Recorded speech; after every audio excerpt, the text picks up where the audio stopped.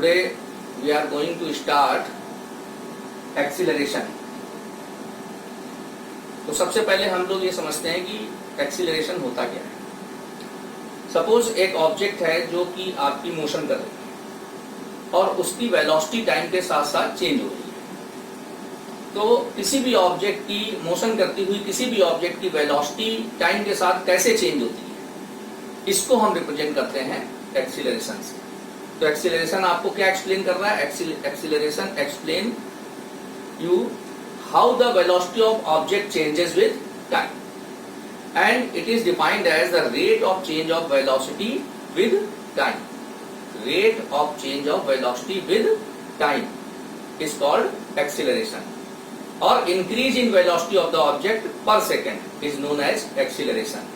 Mathematically it is written as ratio of change in velocity to the time taken.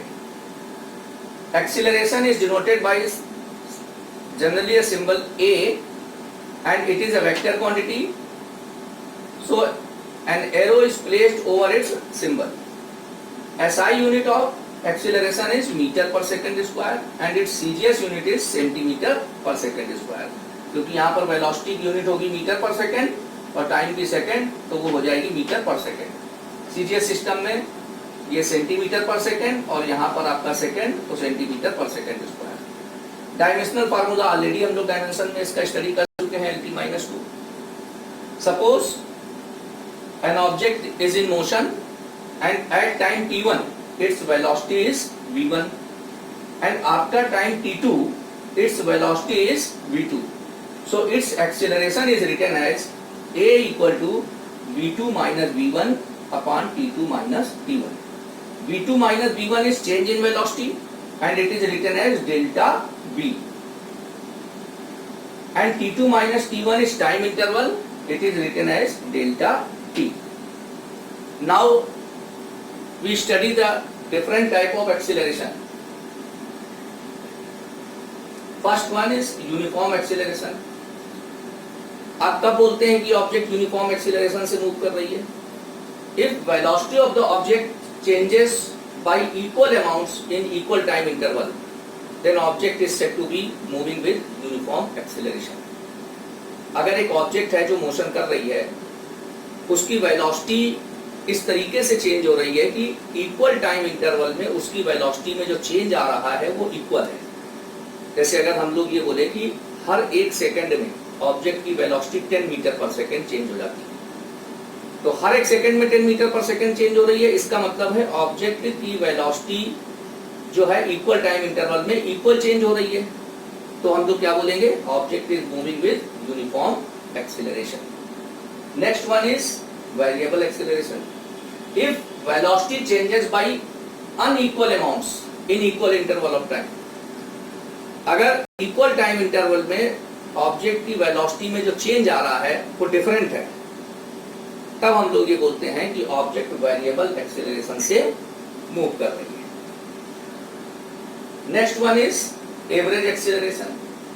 Average acceleration of the moving object is defined as the ratio of total change in its velocity to the time interval. Suppose at time t1 the velocity of object is v1 and at time t2 the velocity of object is v2. Then total change in velocity between the time interval t2 minus t1 is written as v2 minus v1. So average acceleration is represented by a bar, and it is equal to v2 minus v1 upon t2 minus t1. v2 minus v1 is written as delta v and t2 minus t1 is written as delta t. Here delta symbol is used for difference. ये जो delta symbol है ये हम लोग किस लिए use करते हैं? डिफरेंस के लिए यूज करते हैं. Next one is instantaneous acceleration. अगला हमारा है instantaneous acceleration. Instantaneous acceleration means acceleration of a moving object at a particular instant or at a particular time or at a particular point. अगर किसी भी ऑब्जेक्ट के लिए हम बात करें जो मोशन कर रही है, वो किसी पर्टिकुलर पॉइंट को जब क्रॉस करती है उस टाइम उसका जो एक्सीलरेशन होगा वो इंस्टेंटेनियस एक्सीलरेशन होगा. जैसे एक ट्रेन है, वो ट्रेन आ रही है इलाहाबाद से और कानपुर से पास हो रही है, तो कानपुर से जब पास हो रही है उस टाइम उसका जो एक्सीलरेशन है वो एक्सीलरेशन क्या कहा जाएगा, इंस्टेंटेनियस एक्सीलरेशन। और ड्यूरिंग द होल जर्नी जब हम उसका एक्सीलरेशन बोल रहे होंगे तो किस एक्सीलरेशन की बात कर रहे होंगे, एवरेज एक्सीलरेशन की बात कर रहे होंगे। तो इंस्टेंटेनियस एक्सीलरेशन को हम एक और तरीके से भी डिफाइन कर सकते हैं। Instantaneous acceleration is also defined as the limiting value of average acceleration when the time interval tending to 0। भाई अब अगर एक मूविंग ऑब्जेक्ट है वो किसी पर्टिकुलर पॉइंट को जब क्रॉस करेगी तो उस पर्टिकुलर पॉइंट को क्रॉस करने में टाइम कितना लेगी, बहुत थोड़ा सा, ऑलमोस्ट निग्लिजिबल। तो हम उसको जीरो तो नहीं कह सकते हैं, लेकिन टेंडिंग टू 0 तो कह सकते हैं। तो इंस्टेंटेनियस एक्सीलरेशन को कैसे लिखा जाता है, a equal to limit delta T tending to 0। यह limit delta T tending to 0 represent the limiting value of time. Time की लिमिटिंग वैल्यू को बता रहा है, और टाइम हमारा किधर की ओर अप्रोच कर रहा है, 0 की तरफ। लेकिन ये 0 नहीं होगा, लेकिन ऑलमोस्ट 0 है। तो limit delta T tending to 0 delta v upon delta T. In short this is also written as dv upon dt। जैसे यहां पर डेल्टा लिखा हुआ है उसी तरीके से यहां d लिखा हुआ है। दोनों सिंबल हमारे डिफरेंस के लिए यूज करते हैं। ये स्मॉल d जो लिखा है इसको भी हम डिफरेंस के लिए यूज करते हैं, और ये जो डेल्टा लिखा हुआ है इसको भी डिफरेंस के लिए यूज करते हैं। यहां पर दोनों में डिफरेंस ये है कि dv means very small change in velocity and dt means very small change in time. क्योंकि जब ऑब्जेक्ट किसी पर्टिकुलर पॉइंट को क्रॉस कर रही होगी तो इसकी वेलोसिटी में जो चेंज आ रहा होगा वो भी बहुत स्मॉल होगा, और उस पॉइंट को क्रॉस करने में जो टाइम इंटरवल लगेगा वो भी बहुत स्मॉल होगा। तो इसको हम रिप्रेजेंट कर रहे हैं dv और dt से, इस चीज को। अब आपको ये भी पता है कि वेलोसिटी क्या होती है, rate of change of position of the object with respect to time. Suppose जब कोई ऑब्जेक्ट एक पर्टिकुलर लोकेशन को पास कर रही है तो उसकी पोजीशन में एक स्मॉल चेंज आया होगा dx, और इस स्मॉल चेंज में टाइम स्मॉल लगा है dt, तो उसकी इंस्टेंटेनियस वेलोसिटी क्या होगी, dx अपॉन dt। तो यहाँ पर v की जगह हम dx अपॉन dt भी सब्स्टिट्यूट कर सकते हैं, या इंस्टेंटेनियस स्पीड। तो ये हो जाएगा आपका d upon dt dx upon dt, और इसको मैथमेटिक्स की लैंग्वेज में लिख सकते हैं d square x upon dt square. d square x upon dt square क्या चीज है, this is the second derivative of position. देखिए यहाँ पर थोड़ी सी डिफरेंशियल कैलकुलस का कॉन्सेप्ट आ रहा है, इसको अभी हम लोग नेक्स्ट लेक्चर में स्टडी करेंगे। डिफरेंशियल कैलकुलस का कॉन्सेप्ट मैथमेटिकल टूल्स में। अगर हमें ये पता है कि एक ऑब्जेक्ट मोशन कर रही है और टाइम के साथ साथ उसकी पोजीशन चेंज हो रही है, तो अगर हम उसकी इंस्टेंटेनियस स्पीड लिखते हैं, मान लीजिए, ठीक है, तो वो लिखते हैं v equal to dx upon dt, या इंस्टेंटेनियस वेलोसिटी लिखा हमने, तो dx अपॉन dt हो गया। तो इसको हम लोग क्या बोलते हैं, first derivative of position with respect to time. तो first derivative of position with respect to time gives you the value of instantaneous speed, and second derivative provides you the value of acceleration। देखिए यहाँ पर ये आपको clear है कि जब एक ऑब्जेक्ट मोशन कर रही होती है तो उसकी पोजीशन टाइम के साथ साथ वेरी करती है। तो position is a function of time. Position किसका फंक्शन होता है मैथमेटिक्स की लैंग्वेज में, टाइम का। तो पोजीशन ऑब्जेक्ट की टाइम के साथ साथ चेंज हो रही है, तो हम पोजीशन को डिफरेंशिएट करते हैं टाइम के रिस्पेक्ट में। तो जब हम एक बार डिफरेंशिएट करते हैं तो हमें क्या मिलती है, इंस्टेंटेनियस स्पीड, और जब दो बार डिफरेंशिएट कर देते हैं तो हमें क्या मिल जाता है, एक्सीलरेशन। और डिफरेंशिएशन करने का तरीका आप डिफरेंशियल कैलकुलस के कॉन्सेप्ट में भी नेक्स्ट लेक्चर में स्टडी करेंगे, तो ऑटोमेटिक आपको वो चीज आ जाएगी। तो यहाँ पर हम लोगों ने ये different types of acceleration study किए। अब हम लोग जनरली ये दो वर्ड यूज करते हैं, positive acceleration and negative acceleration. तो what is positive and negative acceleration? If velocity of the object increases with time, acceleration is called positive acceleration, and if velocity of the object decreases with time, then it is called negative acceleration or retardation। इसको negative acceleration भी बोलते हैं, retardation भी बोलते हैं और D acceleration भी कभी कभी बोलते हैं। तो ये तीनों जो है नाम सब आपके मिलते जुलते हैं, ये सब एक ही चीजें हैं, negative acceleration, retardation, D acceleration. ठीक है, अब एक्सीलरेशन के ही कॉन्सेप्ट के साथ हम लोग थोड़ा सा ये स्टडी कर लेते हैं, free fall and acceleration due to gravity. Suppose a body is falling freely toward the earth, the motion of body is known as free fall motion. अगर एक ऑब्जेक्ट है एक पर्टिकुलर हाइट से अर्थ की तरफ नीचे गिर रही है अपने आप, या आप जैसे ये पेन है इसको हम यहाँ से यहाँ छोड़ देते हैं, तो जब ये नीचे जा रहा है तो ये किस टाइप का मोशन कहलाता है? This is called free fall motion. And when a body is falling freely toward the earth, increase in velocity per second is known as acceleration due to gravity. तो जब कोई भी ऑब्जेक्ट अर्थ की तरफ free fall motion कर रही होती है तो उसकी वेलोसिटी में पर सेकंड जो इंक्रीमेंट होता है उसी को हम एक्सेलरेशन ड्यू टू ग्रेविटी बोलते हैं। और इसको स्मॉल जी से डिनोट करते हैं। स्मॉल जी की वैल्यू जो है प्लेस के साथ साथ चेंज होती है, हाइट और डेप्थ के साथ साथ चेंज होती है। इसको आगे हम लोग अपनी फर्दर स्टडी में देखेंगे भी। जी की वैल्यू जो हम लोग लेते हैं ये 9.8 मीटर पर सेकेंड स्क्वायर है। न्यूमेरिकल्स में हम लोग जनरली जी की वैल्यू 9.8 मीटर पर सेकेंड स्क्वायर या 10 यूज करेंगे। जी की वैल्यू और यूनिट आपको बता दिया। Acceleration due to gravity dimension आपकी यही होगी LT-2। अगर एक ऑब्जेक्ट है फ्री फॉल मोशन कर रही है तो ऑब्जेक्ट जब अर्थ की तरफ मूव करती है तो उसकी वेलोसिटी टाइम के साथ साथ इंक्रीज होती जाती है। तो यहाँ पर जो एक्सीलरेशन ड्यू टू ग्रेविटी होगा वो आपका पॉजिटिव होगा फ्री फॉल मोशन में। और अगर किसी भी ऑब्जेक्ट को आप अपवर्ड थ्रो कर रहे हैं तो ये एक्सीलरेशन ड्यू टू ग्रेविटी क्या होगा? ये रिटार्डेशन का काम करेगा। तो इसको हम क्या लेंगे? निगेटिव। तो जब हम किसी ऑब्जेक्ट को ऊपर की तरफ थ्रो करते हैं तो जी को क्या लेते हैं? निगेटिव, क्योंकि इस समय ऑब्जेक्ट की वेलोसिटी टाइम के साथ साथ डिक्रीज हो रही होती है। और जब वो फ्री फॉल मोशन कर रही होगी तो ऑब्जेक्ट की वेलोसिटी टाइम के साथ साथ इंक्रीज हो रही होती है। लेकिन एक चीज आपको क्लियर होनी चाहिए एक्सीलरेशन ड्यू टू ग्रेविटी के बारे में कि what is acceleration due to gravity? Acceleration acting on the body due to the earth gravitational force. Earth के ग्रेविटेशनल फोर्स की वजह से बॉडी पर जो एक्सीलरेशन प्रोड्यूस होता है that is called acceleration due to gravity, जिसको अभी हमने डिफाइन किया। Increase when a object is falling freely toward the earth, increase in velocity per second is known as acceleration due to gravity. Acceleration due to gravity हमेशा जो है अर्थ के centre की तरफ यानी नीचे की तरफ एक्ट करेगा। तो ये बात आपके माइंड में क्लियर होनी चाहिए कि एक्सीलरेशन ड्यू टू ग्रेविटी की डायरेक्शन किधर होगी? डाउनवर्ड। लेकिन इसका इफेक्ट हम दोनों तरीके से लेते हैं, पॉजिटिव और निगेटिव, दोनों सेंस में। अगर बॉडी फ्री फॉल मोशन कर रही है, ऑब्जेक्ट की वेलोसिटी इंक्रीज हो रही है तो जी आप क्या लेंगे? पॉजिटिव। लेकिन अगर आप अपवर्ड थ्रो कर रहे हैं, ऑब्जेक्ट की वेलोसिटी टाइम के साथ साथ डिक्रीज हो रही है तो जी की वैल्यू क्या लेंगे? Negative. We are going to study the equation of motion for uniformly accelerated motion.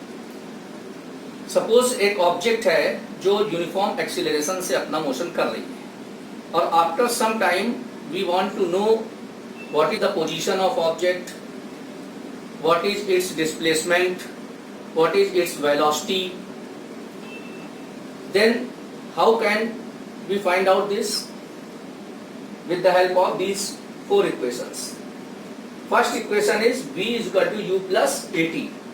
Here u is the initial velocity of the object, v is the final velocity of object after a time t, and a is uniform acceleration of the moving object. S is the distance or displacement of the object after time t. Here again u is the initial velocity, t is time, a is acceleration. Third equation, v square is equal to u square plus 2as. Here s is the distance covered by the object in a time interval t or displacement, and v is final velocity, u is initial velocity. Fourth, stth. stth is the distance covered by the object in a particular second.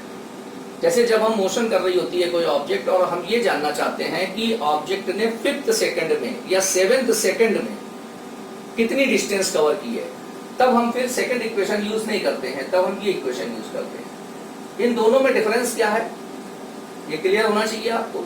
अगर आपको ये calculate करना है how much distance covered by the object in t second, मतलब जैसे 10 second में object ने कितनी डिस्टेंस कवर करी है, ये आपको कैलकुलेट करना है, तो उसके लिए ये इक्वेशन है। लेकिन अगर आपसे क्वेश्चन में ये मेंशन किया गया है कि calculate the distance covered by the object in 10th second, तो जब 10th सेकेंड की डिस्टेंस आपको कैलकुलेट करनी होगी तब आप ये फार्मूला नहीं यूज करेंगे, तब आप ये फार्मूला यूज करेंगे। तो अब 1 बाय 1 हम इनकी प्रूफ करते हैं। फर्स्ट क्वेश्चन की प्रूफ के लिए थोड़े से पैरामीटर्स जो हमने यहाँ पर मेंशन किए हुए हैं। Suppose u is the initial velocity of the object at time equal to 0, means जब ऑब्जेक्ट ने अपना मोशन स्टार्ट किया है हम टाइम उसी समय से रिकॉर्ड करेंगे, तो उस टाइम को हम क्या लेंगे 0। After time t its final velocity becomes v, here s is the distance or displacement covered by the object after a certain time t, and a is its uniform acceleration.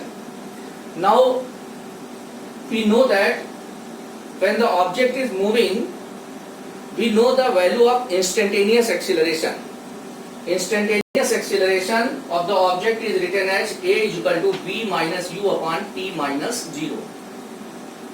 You know a is equal to dv upon dt, where dv is small change in velocity. Here in our proof, initial velocity is u and final velocity is v. So change in velocity is v minus u. And initial time when the object starts its motion, it is equal to 0, and the final time is t. So time interval t minus 0. So it is written as v minus u upon t.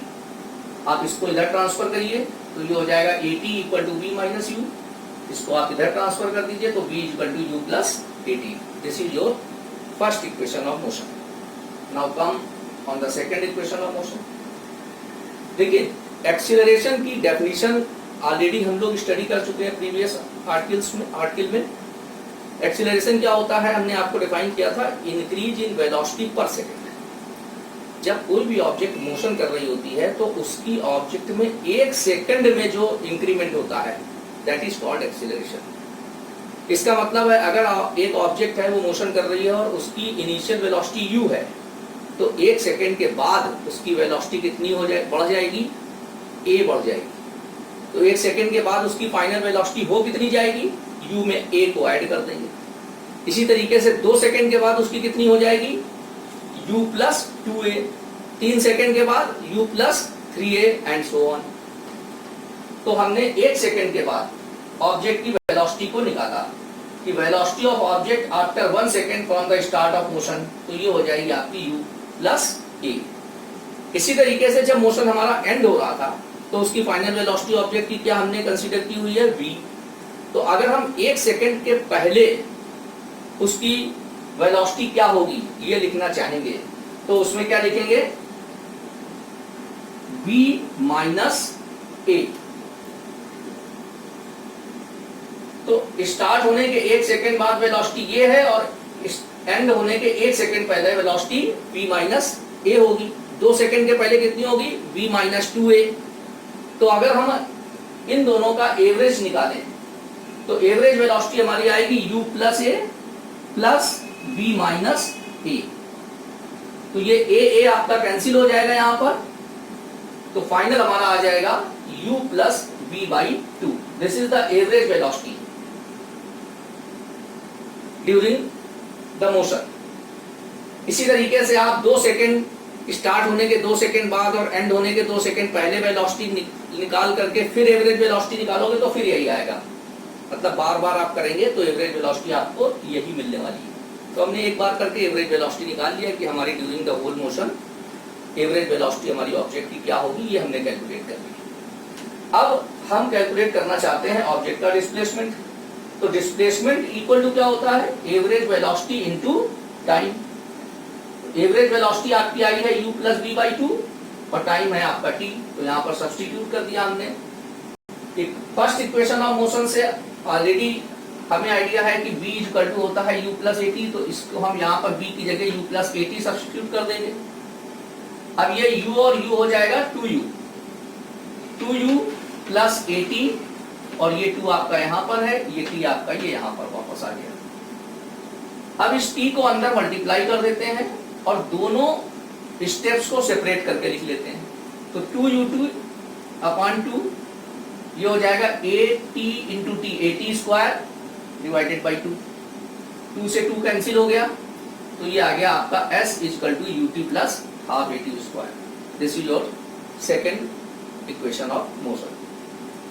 Now for the proof of third equation of motion, again we write the first equation of motion v equal to u plus at, squaring both side we get v square equal to u plus at whole square. Now apply the formula a plus b whole square. You know that a plus b whole square is equal to a square plus 2ab plus b square. तो यहाँ पर a की जगह u है और b की जगह at है, तो इसको जब आप एक्सपेंड करोगे a plus b whole square के फार्मूले से, तो क्या आएगा u square plus 2u at plus a square t square. अब इसमें नेक्स्ट स्टेप में हम क्या कर रहे हैं, फर्स्ट स्टेप को ऐसे ही लिखा, सेकंड को ऐसे ही लिखा, थर्ड स्टेप में हमने 2 से मल्टीप्लाई 2 से डिवाइड कर लिया। ऐसा करने से इक्वेशन में कोई फर्क नहीं आया। नेक्स्ट स्टेप में क्या करेंगे, यहां पर देखिए 2a है, यहां पर भी 2a है, तो 2a दोनों में है, तो हम 2a कॉमन ले लेते हैं यहाँ पर। तो यहां से क्या बचेगा ut, और यहां से क्या बचेगा 1/2, और एक a बच जाएगा और t स्क्वायर बच जाएगा, तो ut plus half at square. From second equation of motion we know that ut plus half at square equal to s, तो इसको हम यहाँ से s से रिप्लेस कर देंगे, तो ये हो जाएगी v square equal to u square plus 2as। This is your third equation of motion. Now we are going to prove our fourth equation of motion, which is s is equal to u plus half a to t minus 1। इस equation को prove करने से पहले हम लोग एक बात समझ लेते हैं। देखिए फोर्थ इक्वेशन ऑफ मोशन हमें प्रोवाइड क्या करती है, फोर्थ इक्वेशन ऑफ मोशन हमें प्रोवाइड करती है distance covered by object in a particular second. It means किसी पर्टिकुलर सेकंड में जो डिस्टेंस ऑब्जेक्ट कवर करती है वो हमें इससे फाइंड आउट करना होता है।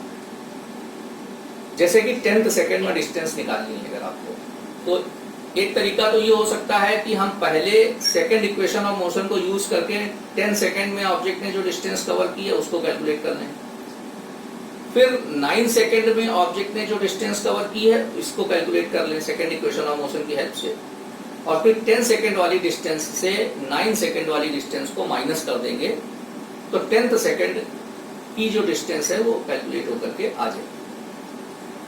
लेकिन अगर हमारे पास एक डायरेक्ट फार्मूला हो तो ज्यादा बेटर है, ये काम हम जल्दी कर ले जाएंगे, 2 बार में हमें नहीं करना पड़ेगा।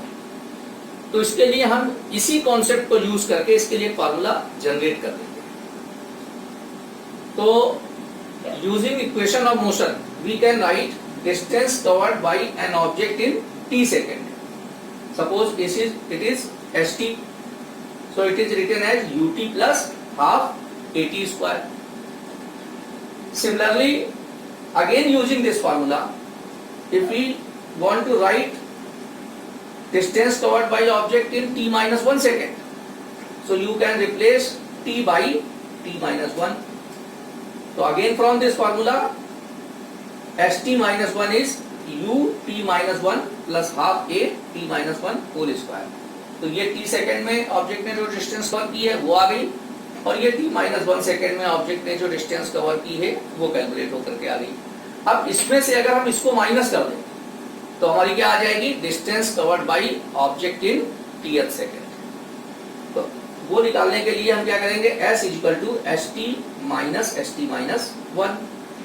st की वैल्यू आप यहाँ से सब्स्टिट्यूट करिए और st माइनस 1 की यहाँ से सब्स्टिट्यूट करिए, कर दिया आप। देखिए तो st हो गया ut plus half at square minus st minus 1 हो गया ut minus 1 plus half at minus 1 whole square.